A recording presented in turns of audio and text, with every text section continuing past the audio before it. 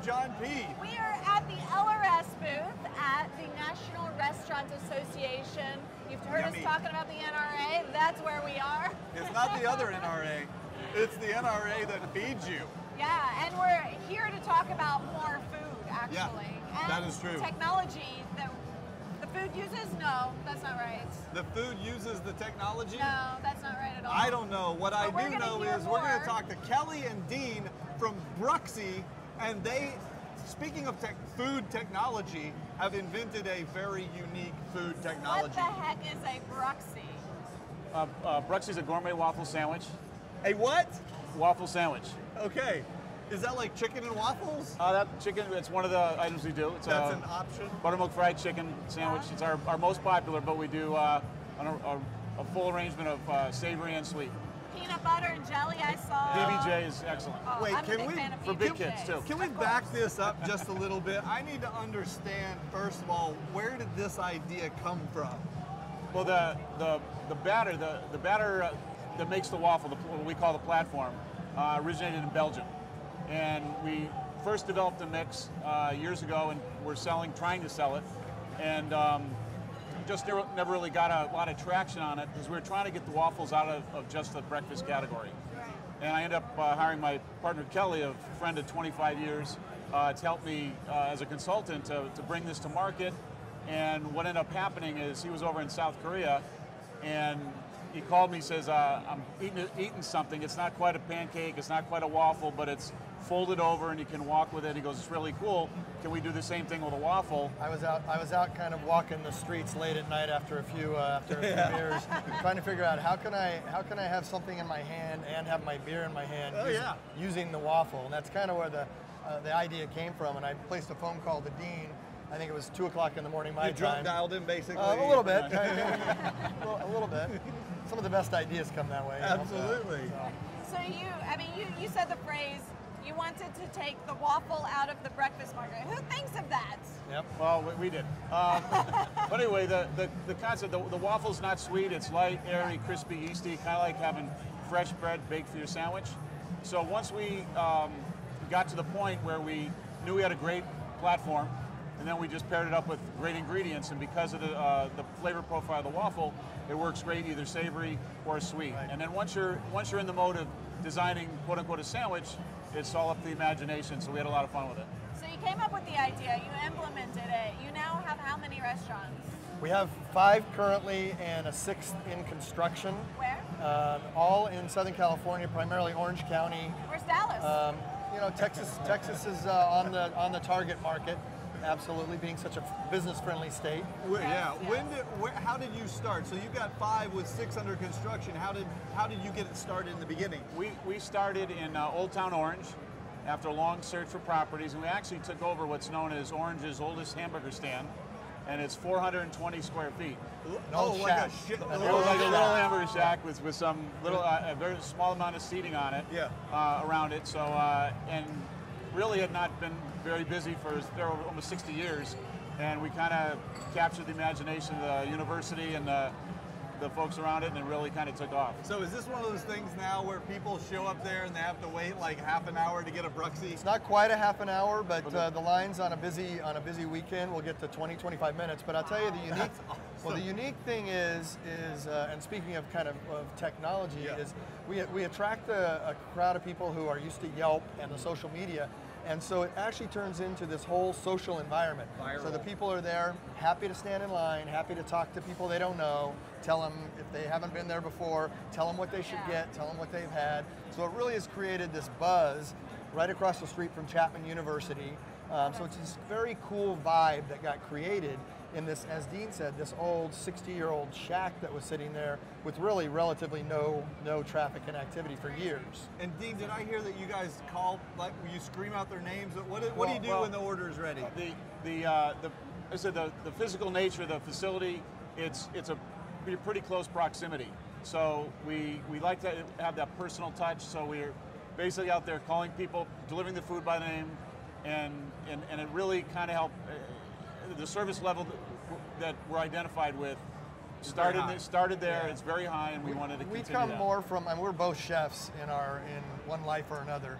and we come more from full service. So going into a fast casual business was a little scary to think of putting food up, having people come get it, walk away, and not really understanding what their reaction to our product was, especially a unique concept that we were creating. Yeah. So we didn't want to take numbers and call out numbers to people, so we wanted to be more personal. So we took your name, and what we did is because we had no way of tracking people down, just our team stood out there and hollered out names. Wait, let me get this right. We took the food to you. Okay. So if we went and ordered, like, you know, a couple of dishes, and then you'd say, okay, what's a name? And then, but it's not really a waffle. You get a whole like sandwich, and God knows what comes with it too. Right. So we'd order, and then you'd say, okay, what's a name? And we'd be like, Callie. And so we go sit down. You'll just go, Callie. Yep. Right. And we'll go right here. Over there, and we deliver it. Until I tasted it, or what? No, they'll come back and check though. They'll usually they'll put the food down and say, "Is there anything else I can get you? Here's a couple napkins. Can I get you some ketchup for your fries?" Sure, whatever. They'll come back and get it. And then we have people. They work the dining room. As they go take somebody else's food, they'll stop back and say, "Is everything all right? Do you need anything?" Again, with the So it's really a full service mentality in a fast casual environment. That's easy to do in a small 400 square foot facility, but I'm guessing your other 4, soon to be 5 more locations are not so small. They're a little bit bigger, and that was. How are you going to do the same thing? When we originally went to our second location, it was a real mental challenge to figure that out.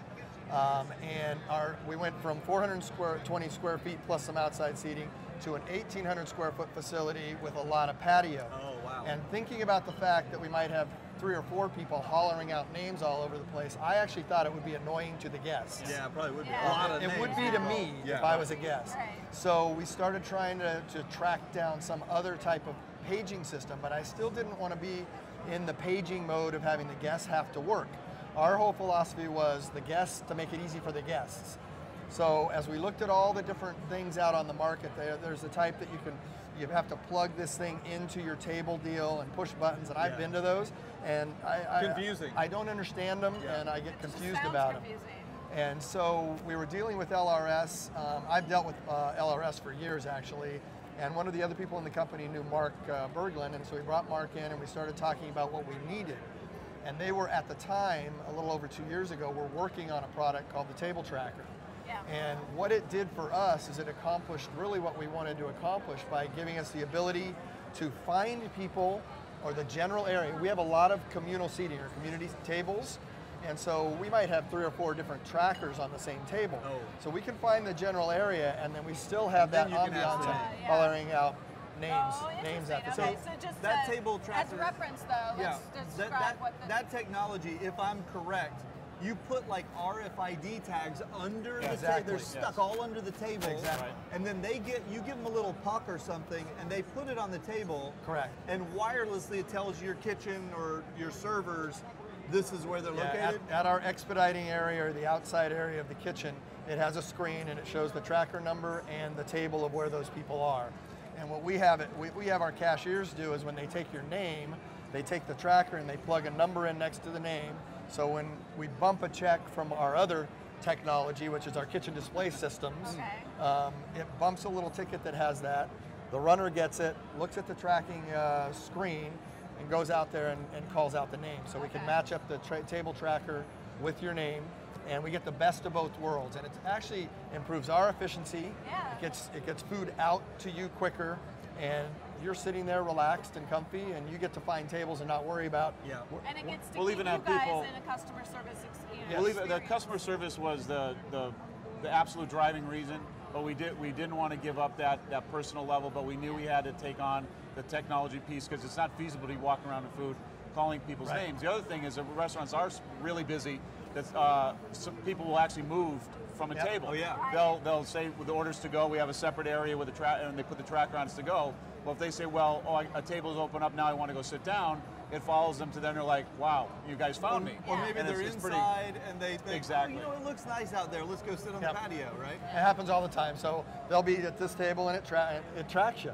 It's a little bit weird. Table tracker, it Which is makes awesome. sense. You mentioned one other thing that because I know we only have a couple minutes, but I really don't know anything about how the whole ordering process works. So you mentioned that people would come, they would, your server would take an order, put it in, they'd put in a tracker number, And you also said that an order goes back into another system in the kitchen. Yeah, so your terminal is connected to like a screen in the back or correct. something? We don't use printed tickets in the kitchens. It's a kitchen display system, which again is it's not new technology, but it really is advancing. And so our tickets are now up on screens, which gives us a lot of ability to track the timing of the orders and performance on how we're doing with getting our food out of the kitchens. And same with the table tracker, actually tracks averages of time from time of order, from when the tracker is charged to when the tracker is decommissioned, essentially. Another interesting thing we do, we have a beverage station, and also where the main sandwiches come out. So if we have one person running beverages, one person running the food, it's going to the same person. So they'll see two people coming to the same the same table, and when they bring the food, they'll pick up the tracker. Conversely, if someone wants to order something again, we can take their order, bring them another tracker, and it's really kind of, we want to make kind of as seamless for the customer as we can, keep that personal touch. I imagine that also, especially since you guys now have so many locations, and I'm sure many more to come, if you have analytics from all the different locations, you could look and say, why is this one so slow? Absolutely. I mean, you're lagging behind everybody else, and then try and maybe move people around or see what the stumbling blocks are. And we've designed into our, and probably Kelly can speak a little bit different, that we track very closely the timing on tickets from the time the order's placed to when the beverage comes out to when they get the food, and actually goes, it's a color-coded system. Yeah. So if we go to orange or red, we know we got to get something going on. We have to shift out. Yeah. The other thing is that I think they're getting to the point now where LRS's tracking system is starting to integrate with various POS systems. So you can avoid having multiple screens and things. So and that was one of my first questions is two years ago, is why don't you guys just integrate this so when I punch in the tracker, it'll actually tell me where these people are right on the KDS screen, and we can kind of do away with some of the other hardware essentially. So they're working on that stuff is coming. Like I said, you have to embrace that technology, but you want to be, don't forget the people. No, the customer. Like I said, we don't. You still, that personal touch is what we go after, and I think that it's a perfect fit between what helps us operationally and what still they keep that good experience. And it's actually been written. We've had bloggers and write-ups, various reviewers and things that have actually mentioned they have this cool system that finds you. I don't know if they use the word tracks you or not, but kind of finds you. And we also we also got a little bit innovative ourselves. This was Dean's idea, was because you're sticking those RFI tabs underneath the tables. If you ever had a table problem, we had to get the RFI tags removed. So we kind of innovated a system where we put them on a plexiglass base and put the plexiglass up on the table. And that way, if the table breaks down, we can remove it and just replace it. Yeah, not such a pain. Yeah. So I mean, these guys are actually really smart. They're very innovative. No, LRS has all the smart guys. We kind of, we look at the experience and kind of tell them, okay, this is what we want to accomplish, and they've done a great job helping us. We just came up with the idea, and they said absolutely would work, and we put it under leathered granite to a composite, so it works through different surfaces.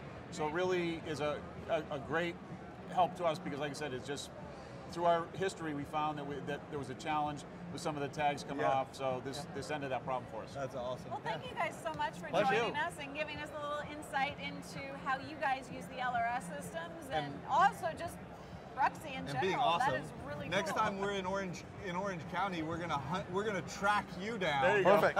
And come eat. So. Just pop on Yelp. It'll bring us right out. There you go. I promise you that. Okay, guys. Thank you guys for joining us. Yeah, stick around. We've got a lot more coverage right here from the National Restaurant Association. Joe. I'm Callie Lewis. I'm John P. Thanks.